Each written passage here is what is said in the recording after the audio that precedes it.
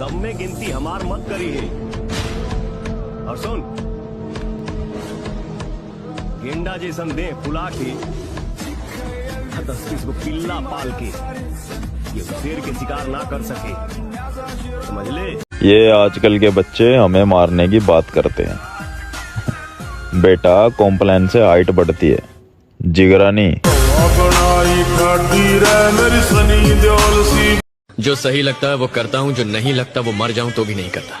यही मेरा उसूल है, ऐसे ही जीता हूँ। जीने मरने की परवाह तो मैं वैसे भी नहीं करता, उसूलों का बिल्कुल पक्का हूँ, चाहे जो हो जाए।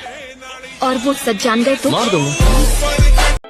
जिंदगी में बहुत टेंशन है, पर मैं लेता नहीं। हाँ, जेब में था चिल्लर, साथ वाले किल्लर, काम करे कांड वाले लाइफ बेड़ा।